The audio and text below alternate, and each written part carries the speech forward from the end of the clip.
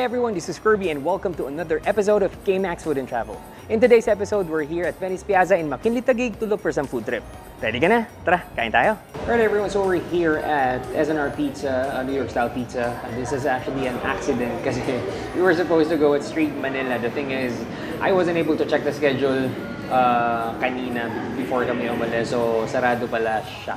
So they're open, I think, every Friday to Sunday or Thursday to Sunday. So it's a Monday today. So what we'll do today is we'll just do a walk around here sa Venice Piazza and of course try S&R pizzas. Sino bang hindi pa nakapag-try ng S&R pizza? So this is New York style pizza. We'll also try their chicken and their vegan burger. So samahan niyo ako in today's episode. Ready ka na? Tara, kain tayo. Alright, so let's try their pizza first. So we've ordered two flavors. We have the combo and the pepperoni. So these are two of their best sellers. So meron ding iba pang flavors that you can try, pero I would go with combo kasi lahat nandun eh. So it has veggies, meat, everything actually.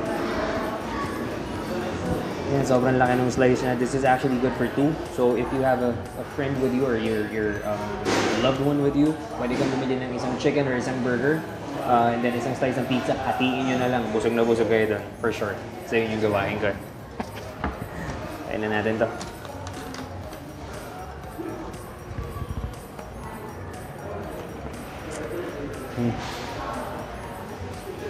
Hindi pa rin siya nagbabaga actually.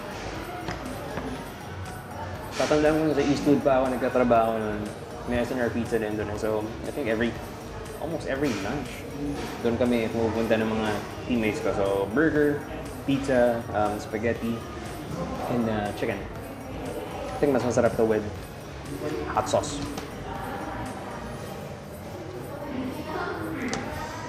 So, in New York style pizza, dapat daw pina-fold. Ang hirap i-fold nito lang. Okay?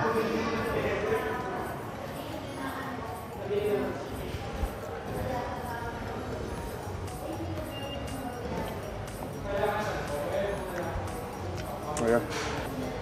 Ang sarap ng combination ng meat and the veggies. And yung bell pepper and onion. At tagayon pa ng hot sauce. Perfect combination.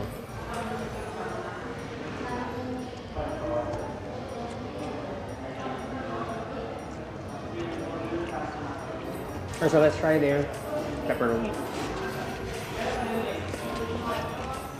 So malaki din siya. Ayan o. This is again good for two. Makikita mo naman hindi siya tinipid sa pepperoni. Kita mo yung oil. That's flavor. That's flavor. So let's try it as it is. So walang hot sauce, walang anything but just the pizza.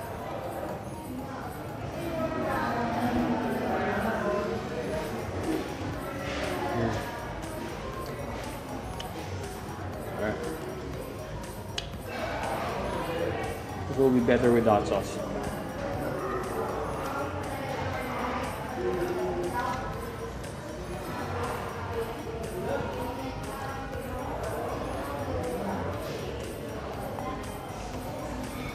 Okay. Yung tanginess ng sauce, yung saltiness ng pepperoni, yung creaminess ng cheese, talagang perfect yung combination niya. So nagko-complement sila sa isa't isa. Perfect yung nasa. We've also ordered some fries. Alright, so let's try their chicken. This is actually gonna be my first time trying their chicken. Kasi nung nag-S&R ako before, laging pizza and burger. Ngayon, we'll try their fried chicken. So in order natin yung 2-piece fried chicken. Comes with rice and gravy.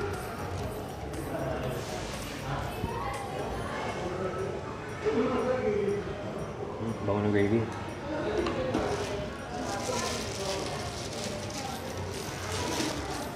Try muna natin yung chicken as it is. Wow! Crispy.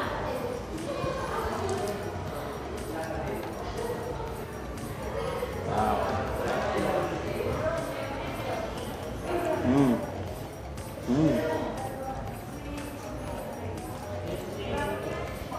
The chicken is slightly battered, but perfectly seasoned. Malasang-malasa yung balat, sobrang lasa niya. Sobrang lutong. Yun, no? Ang juicy pa. There.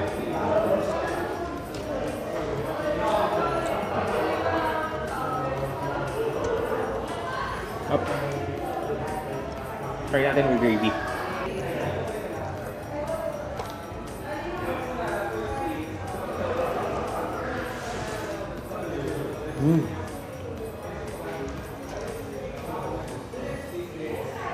Ang sarap ng chicken. Ang init niya pa. Tapos chase natin siya with rice. Bago.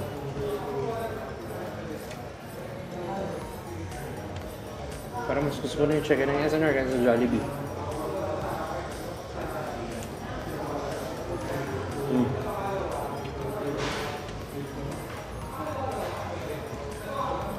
Kayo, anong favorite fried chicken niyo? Please leave a comment down below.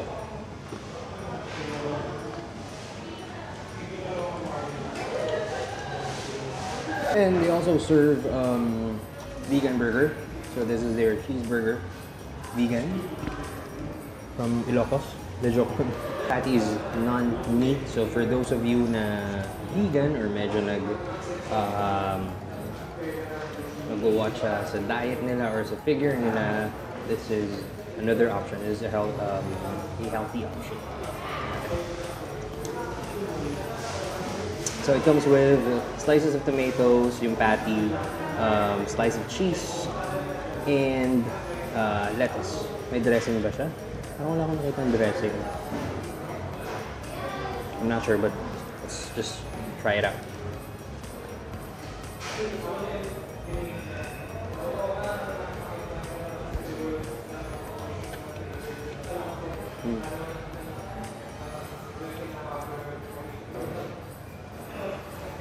If you are a meat lover, medyo kakaiba kasi yung texture ng patty.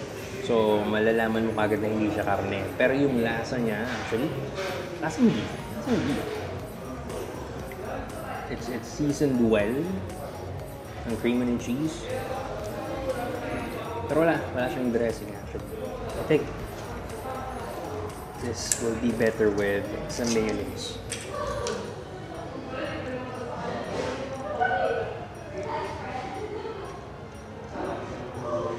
And some ketchup.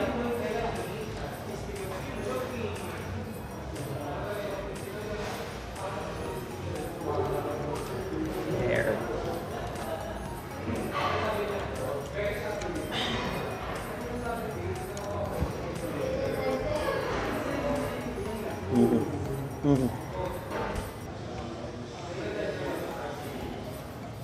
What's better? Pwede?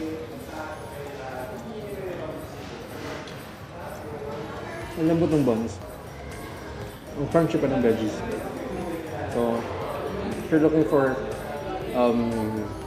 another option, ayaw nyo magkarne, ayaw nyo na sobrang taas ng calories, try nyo ito. Okay.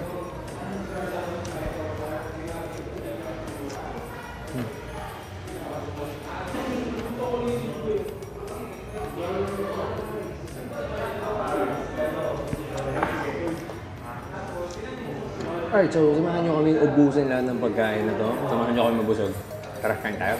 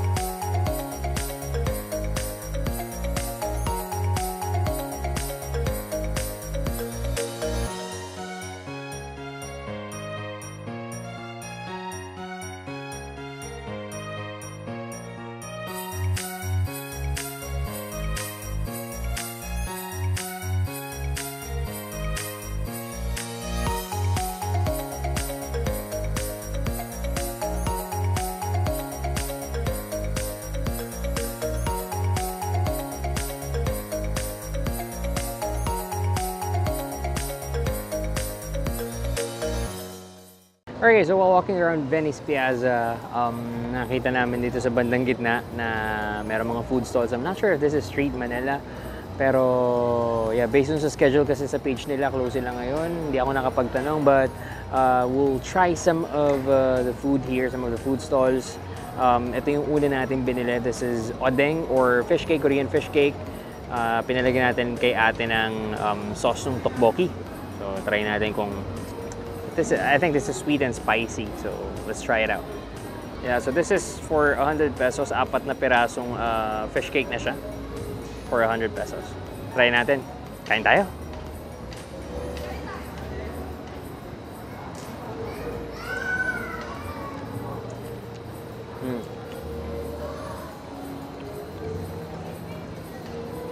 Yung fish cake is actually boiled.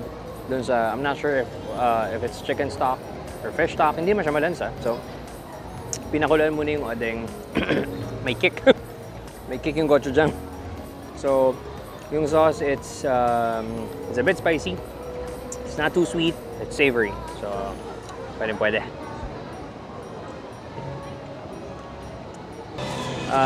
Bumili din tayo ng watermelon dragon fruit juice.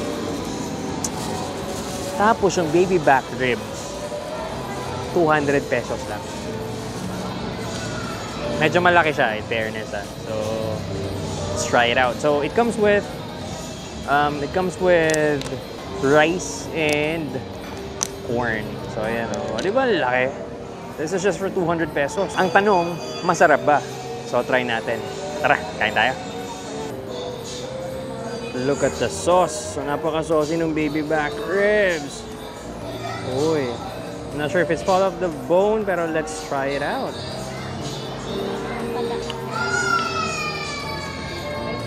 Tender.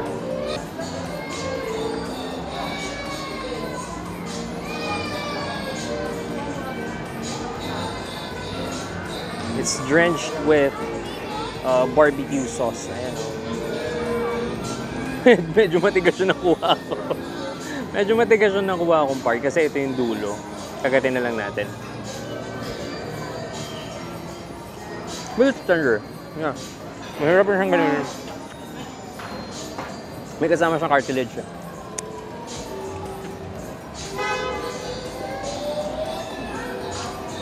Let's chase it with rice.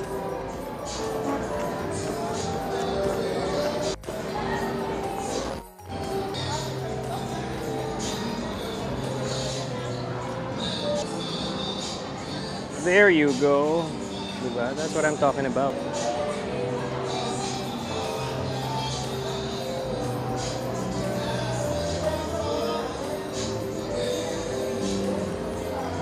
Wala.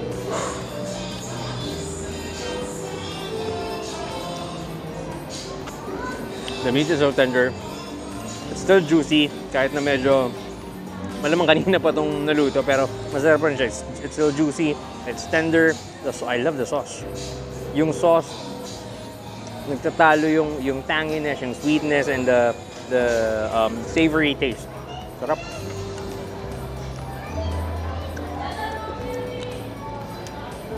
This is really a must try. Marami pa sila actually ibang dishes doon, pero this got my attention kasi alam niyo naman, carnivore ako, so karne kagad.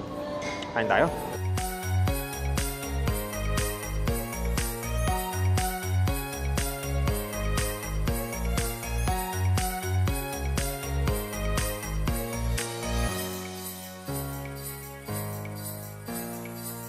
Alright, so I'm gonna end the video here, guys. Medyo marami tayong nakain tonight. So if you like this video, please don't forget to give it a thumbs up. Also, subscribe to my channel and hit the notification bell so you'll be updated for future videos that I'll be posting. And also, share this video to your friends and family members na mahilig kumain and mag-travel. And also, follow us on Facebook and Instagram. Again, this is Kirby of K-Max Food and Travel. Ready ka na? Tara, kain tayo!